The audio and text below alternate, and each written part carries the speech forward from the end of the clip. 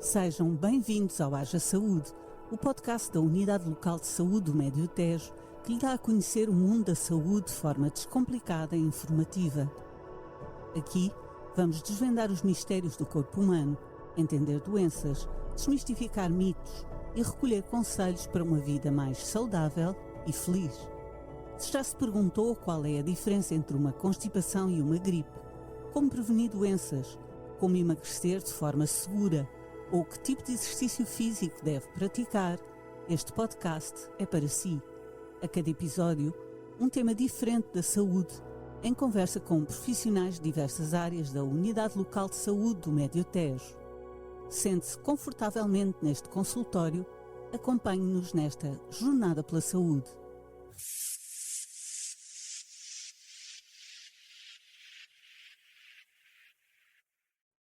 Olá, eu sou a Filipa Melo e este é mais um episódio da segunda temporada do Haja Saúde, o primeiro podcast de literacia de saúde, integralmente produzido no âmbito do SNS.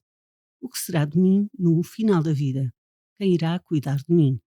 Todos temos esta preocupação, sobretudo a partir de uma certa idade. Quando existem necessidades específicas nessa fase tão delicada, existe um apoio oferecido às pessoas e às suas famílias através das equipas de cuidados paliativos. Segundo o Observatório Português de Cuidados Paliativos, estes cuidados especializados só chegam a cerca de 30% dos portugueses que dele precisam. Na área pediátrica, os números são ainda mais preocupantes. Há cerca de 8.000 crianças e adolescentes com necessidades paliativas, mas apenas 10% têm esse apoio. Na ULS do Médio Tejo, a equipa de cuidados paliativos está localizada no Hospital de Tomar e é dirigida por Eva Claro, médica internista, que é precisamente a nossa convidada deste episódio do Haja Saúde. Seja muito bem-vinda, doutora. Obrigada, eu é que agradeço estar aqui. Está aberto o consultório. Vamos lá. Haja saúde.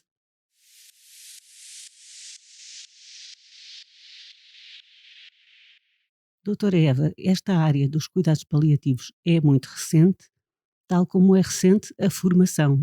A doutora fez um mestrado em cuidados paliativos. Pode dizer-nos porque é que esta área é tão recente e, enfim, do que é que ela trata? Pronto, esta área é recente e a nível mundial, para terem noção, o primeiro hospital dedicado a cuidados paliativos nasceu em 1967, em Inglaterra, com a mãe dos cuidados paliativos, que se chama Cicely Sanders, que para além da enfermeira e assistente social era também médica e viu nos doentes a necessidade de haver um atendimento especializado para estes doentes, em que o foco não era a cura da doença, mas sim o alívio do sofrimento. Este movimento depois espalha-se por todo o mundo. Em Portugal chega em 1992, o primeiro hospital dedicado é no Hospital de Fundão, depois espalha-se para o IPO Francisco Gentil e só em 2012 é que somos legislados pela Lei de Bases da Saúde. Ou seja, tudo isto é muito recente, o que leva a que, inclusivamente, a formação de médicos e enfermeiros nos cursos do início da formação sejam também recentes. Eu, por exemplo, quando me formei na medicina, não tive qualquer formação em cuidados paliativos, só para ter noção. É obviamente que depois na prática clínica houve esta necessidade e no fundo temos que ir atrás nós da formação nesta área. Mas já lhe interessava sobretudo esta área, ou seja, cuidado. Bem, é bom esclarecer logo à partida, as pessoas associam os cuidados paliativos só aos cuidados terminais, mas não se trata só disso, é o acompanhamento de doentes que são doentes com, enfim, uma perspectiva de cura. São para todos os doentes que têm uma doença crónica, incurável e irreversível, o que faz com que não tratemos só doenças oncológicas, que é aquilo que a sociedade está mais habituada a nós associar, que tenhamos este objetivo. Ou seja, e não aliviamos só o doente, mas também como temos em atenção à família. A família também é o objetivo dos nossos cuidados. E para além disso, também fazemos apoio no luto. Ou seja, a nossa ação é vasta em vários campos e para isso também requer diferentes profissionais com especialidade na área, obviamente. Eu estava a perguntar-lhe antes, a doutora já tinha um interesse nesta área? Incrivelmente não. No início da minha formação, a minha área de atuação era mais para a medicina intensiva. Mas depois, inicialmente, a minha formação foi para aí, cheguei a fazer VMER, mas depois os doentes que mais me frustravam, A VMER quer dizer viatura médica de médica. emergência, os Uhum. carros amarelos que andam aí na rua.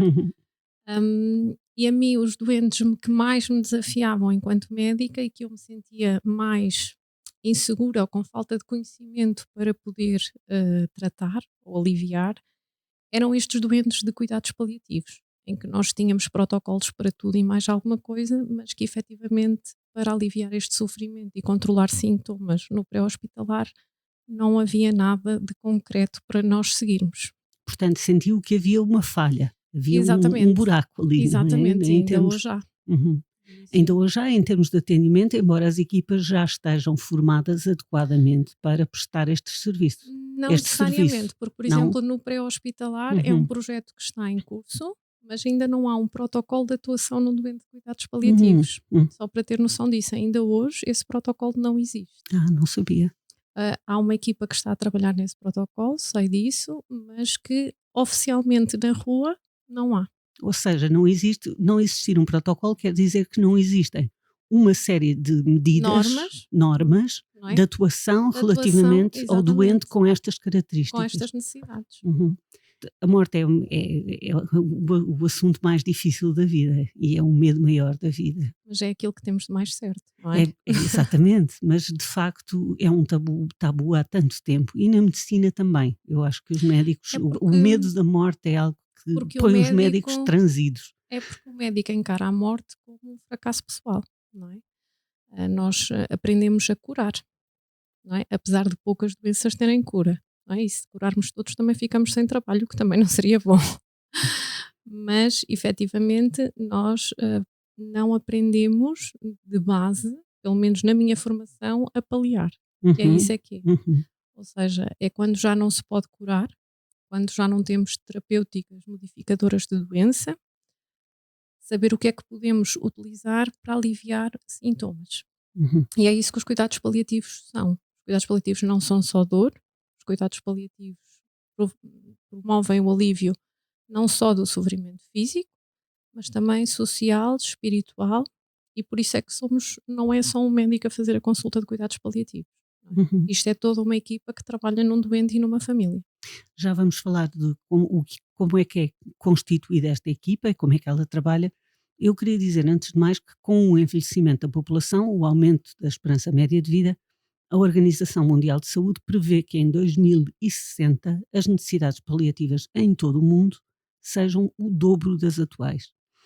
Enfim, a doutora estava a salientar, a primeira unidade em Portugal foi criada em 1992, promulgada em 2012, certo? Uhum. É tudo muito recente, mas é muito urgente atuar nesta área. E é muito urgente que também a sociedade civil perceba que isto é um direito, Uhum, não é? E que exija até ao Estado que tenham este acesso a este tipo de cuidados, porque são claro, tão importantes como outros, não é? porque por cada pessoa com necessidades paliativas, ou deficiência ou incapacidade, não é, que está em casa, Uhum. tem que haver um cuidador informal. Alguém em nome da família. Não é só um cuidador informal, atenção, Uhum, os cuidados paliativos não tratam as dependências. uhum, Nós ajustamos-nos às dependências e nós tratamos controle sintomático, que é outra coisa, uhum, que é outro mito que acham que nós somos um lar ou que somos um depósito de pessoas que estão em fim de vida. uhum. Não. Não, mas eu estou a falar de outra coisa, doutora. De facto, a população em geral está a perceber-se de que tem que ser cuidadora dos mais velhos. Em Exatamente. todas as circunstâncias, em circunstâncias de dependência, de deficiência, de incapacidade, com necessidades paliativas, é outra coisa diferente. Na verdade, a população vai ter que enfrentar a morte de uma forma Sim, sim, e diferente. vamos ter que ensinar a morte desde cedo, não é? Porque as mortes acontecem não só, como disse, inclusivamente na população pediátrica. Uhum, E nós não preparamos o morrer. Preparamos muito o nascer, estamos muito vocacionados para o nascer e para termos, e agora com toda a situação que temos a viver neste país, não é? Estamos todos muito preocupados com o nascer, mas uhum, também temos que nos preocupar de igual forma com o nosso morrer. uhum. Então vamos falar da equipa de cuidados paliativos. É constituída por que técnicos? Então, a equipa de cuidados paliativos E estou-lhe a falar numa atenção básica de cuidados paliativos, tem que ter no mínimo um médico, um enfermeiro, um assistente social e um psicólogo. Uhum. Porque o doente e a família têm que ser olhado nestas 4 perspectivas. Até uma perspectiva holística É uma sempre, como perspectiva total. global. E porquê? Porque no início de uma doença, num diagnóstico recente de uma doença, normalmente não há grande sintoma. Eu digo muitas vezes que no início da doença pouco precisam de um médico de cuidados paliativos. Não há grandes sintomas da doença, a doença foi agora diagnosticada, não há grande descontrole sintomático. Aqui o papel fundamental até será mais da psicóloga e da assistente social. Preparação para o que vem a seguir. Isso, Uhum. isso. Como é que nos vamos ajustar a esta notícia? Como é que vamos preparar o futuro? E quais são depois os sinais práticos que a família ou os outros médicos devem procurar de que a pessoa com uma doença crónica e avançada pode beneficiar da intervenção dos cuidados paliativos? Nós aqui temos que distinguir 2 ações, não é? Há ações básicas, paliativas, não é? Ações paliativas que todos devemos fazer. Ou seja, eu reconhecer que um doente tem dor e medicar o doente para a dor, é uma ação paliativa básica. Uma enfermeira numa enfermaria a fazer uma massagem terapêutica a um doente é uma ação básica paliativa. Ajustar uma dieta às vontades e às preferências do doente é uma ação básica paliativa. Uhum. Ok? Agora, cuidados paliativos é outro nível de atendimento, não é? Nesta situação implica que o doente seja complexo ao ponto de precisar da avaliação destas 4 valências que temos, não é? Ou seja, há inclusivamente uma escala para quem quiser Uhum. ir a pesquisar, que é o ICD-PAL, que é um índice de complexidade. ICD-PAL. ICD-PAL 10. Uhum. Que é um índice de complexidade em cuidados paliativos, que é um questionário muito simples de respostas sim ou não. Por Está exemplo, online? está online, é só pesquisarem. Por exemplo, ser profissional de saúde ou ter um familiar profissional de saúde já é um índice de complexidade. Uhum. A idade do doente também é um índice de complexidade. O estado de vida do doente, o apoio da família, por exemplo, se é um doente que vive sozinho ou não, é outro índice de complexidade. Ou seja, eu não estou a dizer para aplicarem esta escala a todos os doentes, mas quando tiverem dúvidas, Mas é um indicador, um primeiro indicador. exatamente, quando tiverem dúvidas podem aplicar a escala que é perfeitamente de uso fácil. Uhum. Agora, automaticamente os profissionais sabem quando é que a doença vai ter um curso ou mais rápido ou progredir rapidamente, e sabemos que esta pessoa ainda agora recebeu um diagnóstico e terá um tempo de vida limitado, ou porque familiarmente isto vai ser difícil de gerir, não é? Ou porque efetivamente há descontrole sintomático, não é? Há dor, há falta de ar, ou seja, dispneia, há uma perda de apetite, há uma quequexia, ou há O vômitos, que é uma quecacia? essa perda de apetite e emagrecimento. Uhum. Ou seja, tudo isso são sinais que o profissional pode ver e pode encaminhar. Uhum.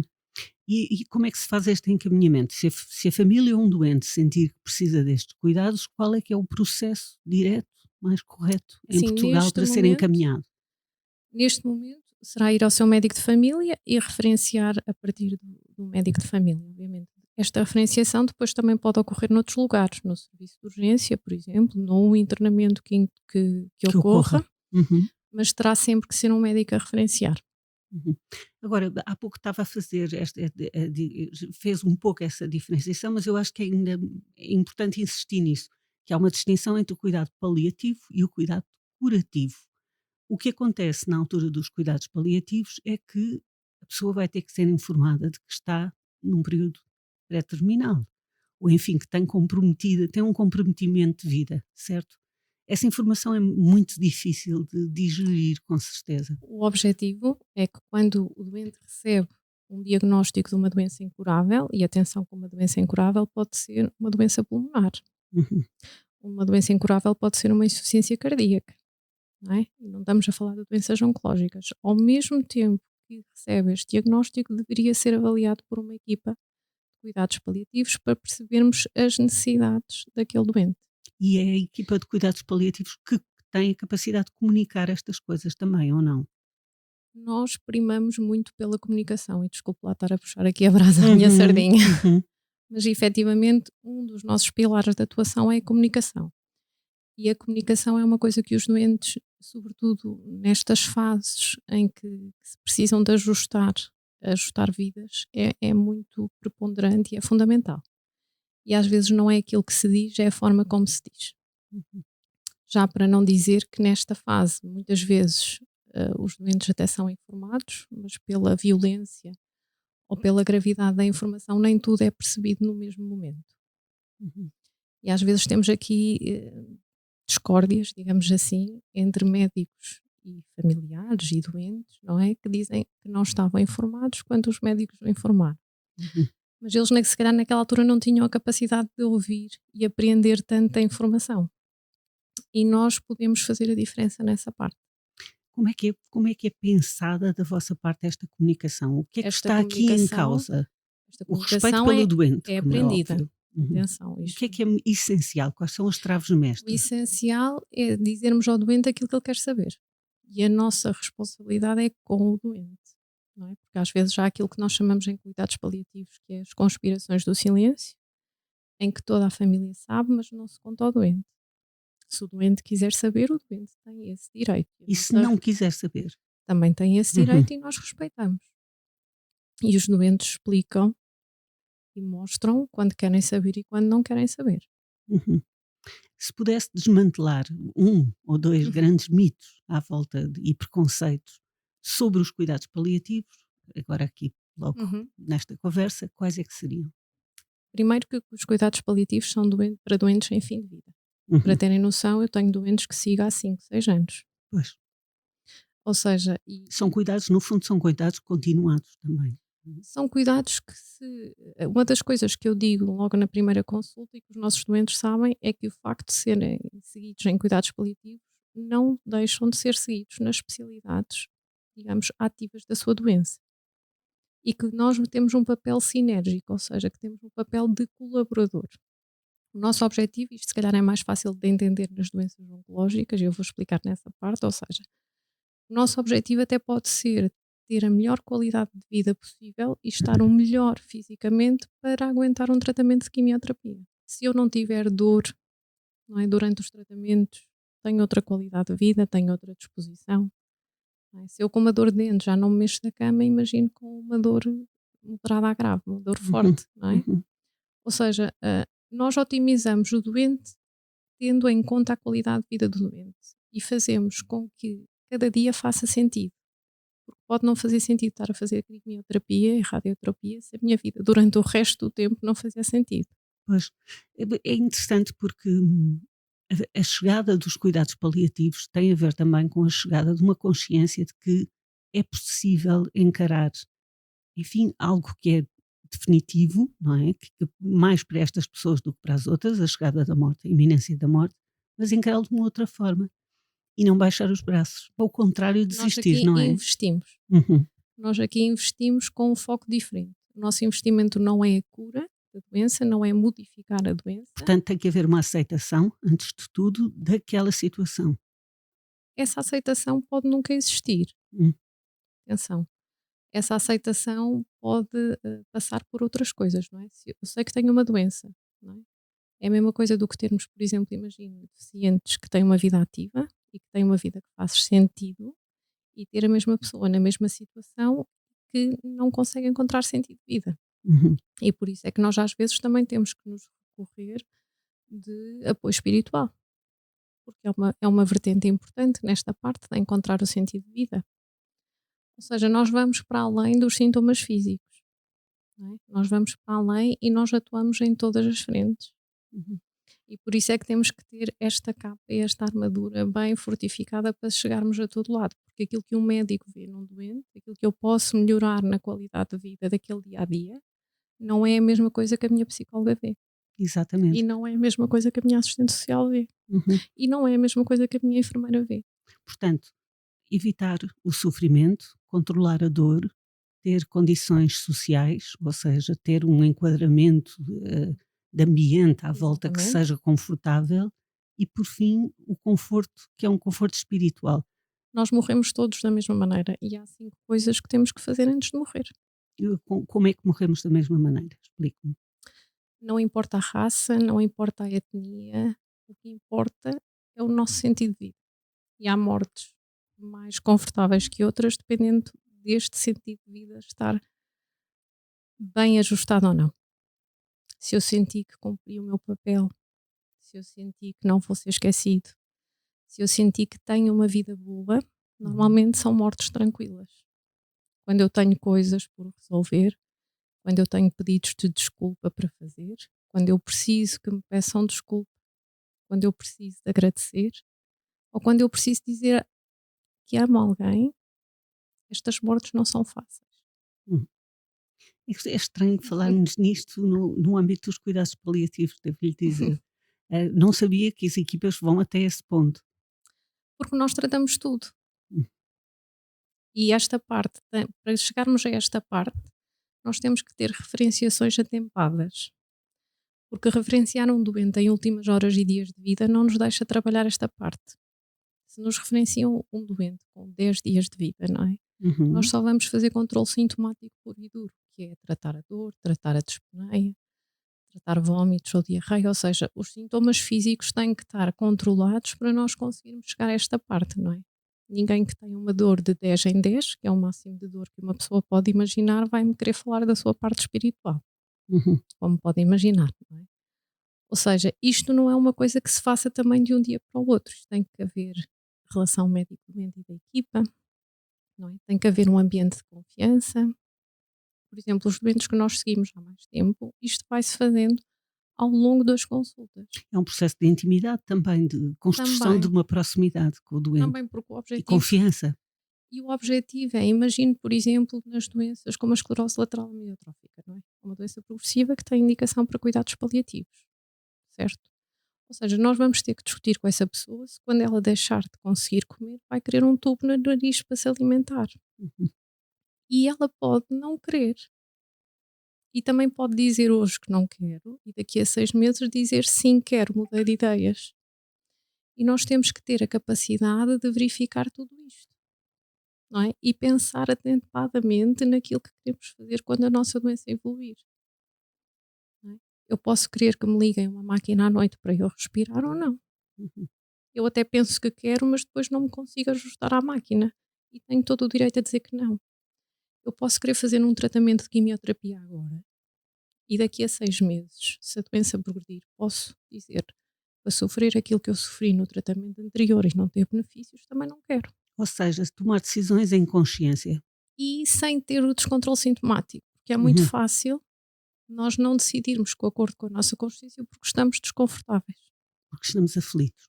Isso. Numa situação de aflição Isso. extrema, não temos capacidade de decisão. Aquilo que os nossos pais nos dizem, não é? Dorme sobre o assunto e decides depois, não decidas de cabeça quente. Às vezes não é a melhor decisão. E é exatamente isso, e é isto que nós queremos preparar nos nossos doentes, que sabemos que este momento vai chegar. Mas quando este momento chegar, que o doente saiba que está a chegar e como é que ele quer que funcione. Uhum. E que se faça aquilo que ele tem vontade de fazer.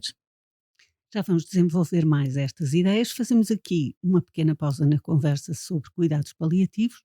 Vamos escutar a Diana Ralha com as informações úteis desta emissão. Não saia daí, voltamos já em seguida. Até já.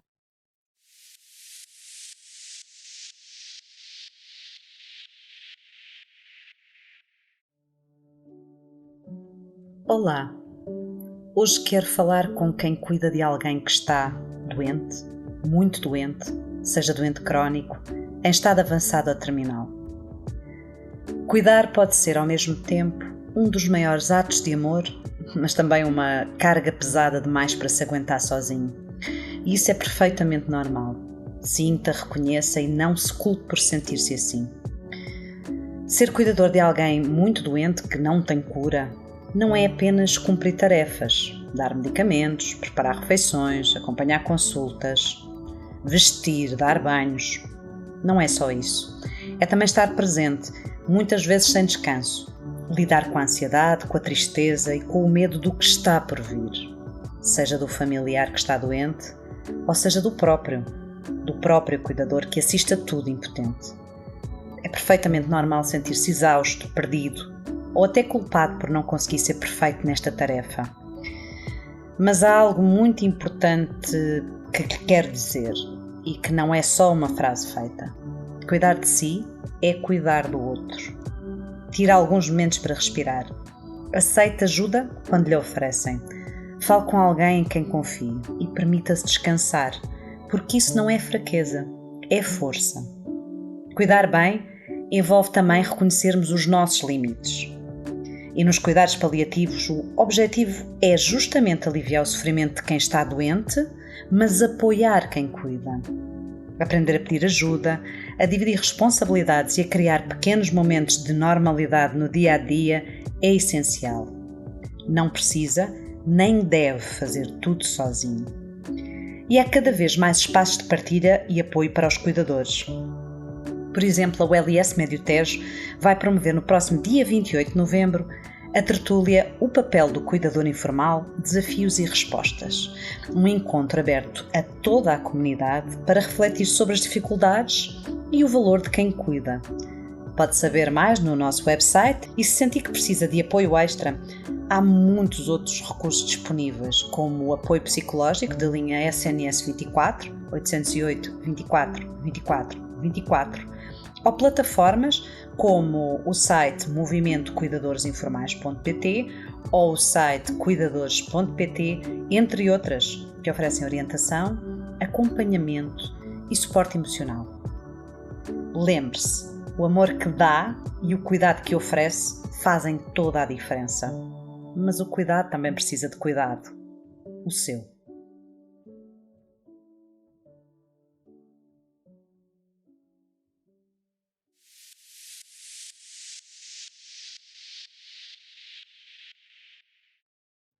Voltamos à conversa com Eva Claro, diretora da equipa de cuidados paliativos da Unidade Local de Saúde do Médio Tejo. Estamos a falar sobre final de vida, esse assunto que ainda é tão tabu. Estávamos a conversar aqui no intervalo, enquanto se ouvia a Diana Ralha, e com uma ideia interessante que a doutora estava a pôr, que é, de facto, todos morremos da mesma maneira, ou seja, há algo que nós podemos prever. O que é que nós podemos prever que seja igual para todos? É assim, nós desconfiem sempre quando alguém vos dá uma data de validade, Uhum. porque isso não existe, não é?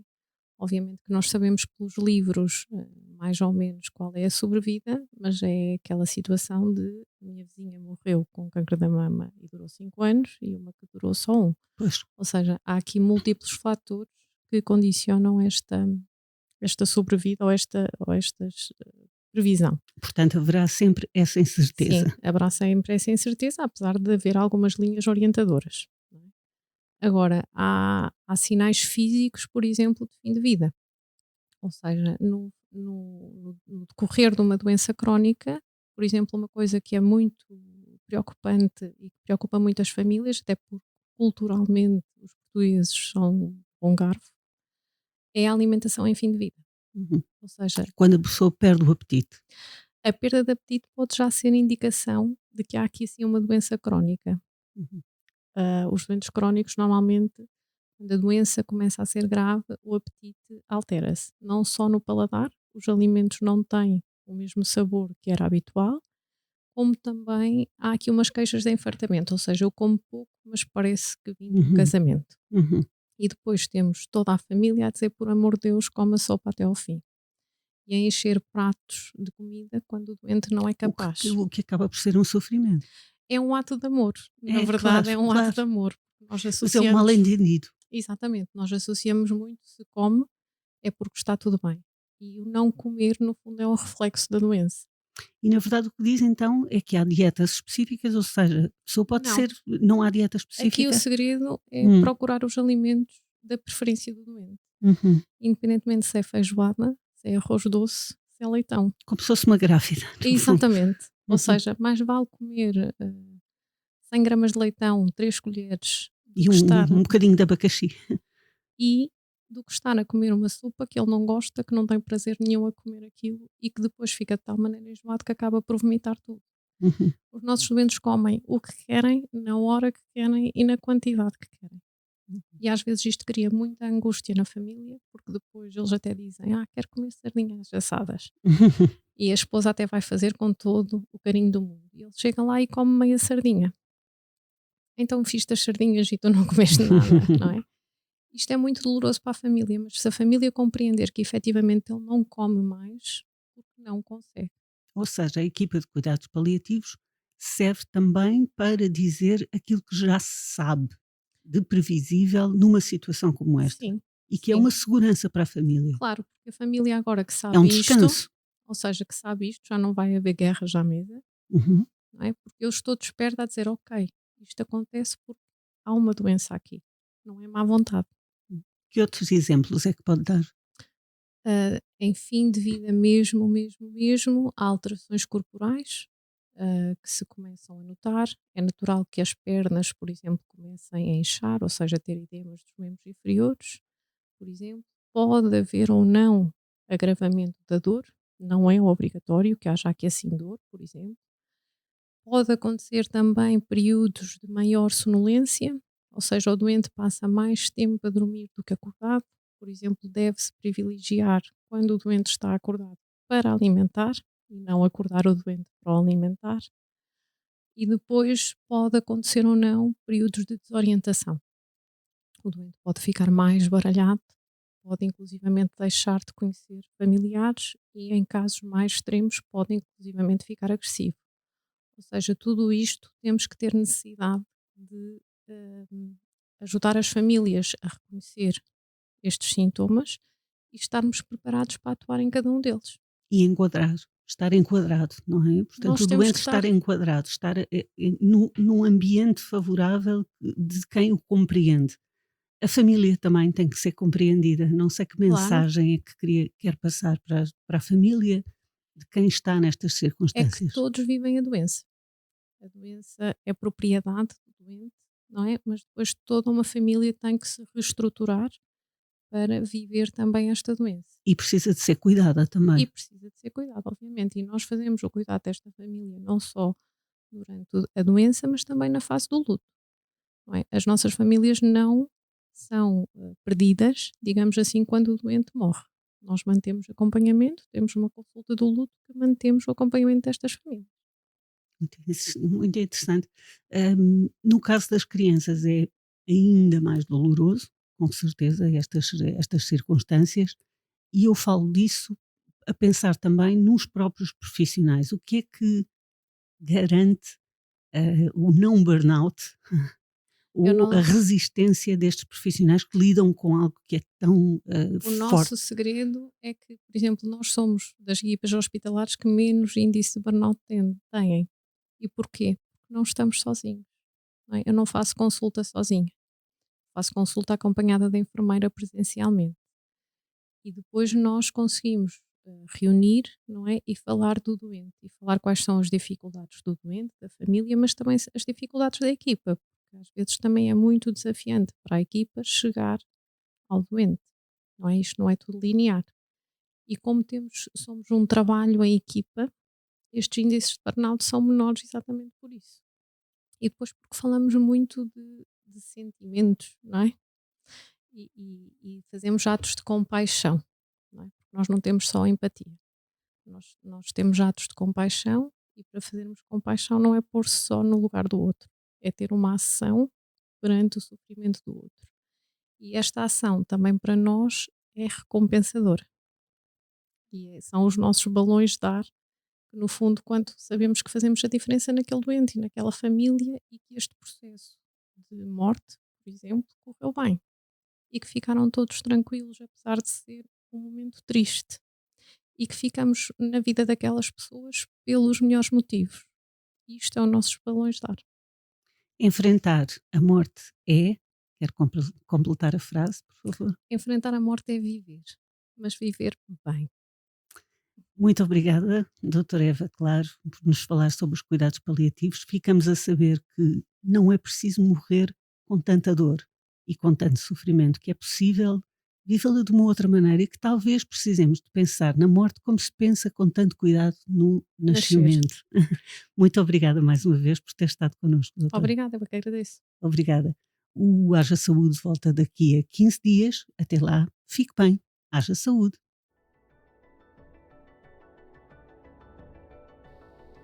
A Unidade Local de Saúde do Médio Tejo dá a resposta direta a cerca de 170 mil utentes em 35 unidades funcionais de cuidados de saúde primários e 3 hospitais, Dr. Manuel Constâncio em Abrantes, Nossa Senhora da Graça em Tomar e Rainha Santa Isabel em Torres Novas.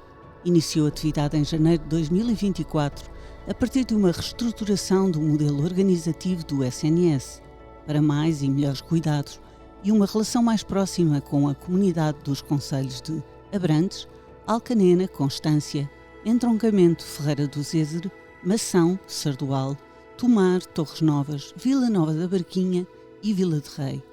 Obrigada por estar connosco neste podcast. Subscreva-o e marque-o na agenda. Siga-nos nas redes sociais. Estamos juntos para cuidar de si e dos seus. Haja saúde!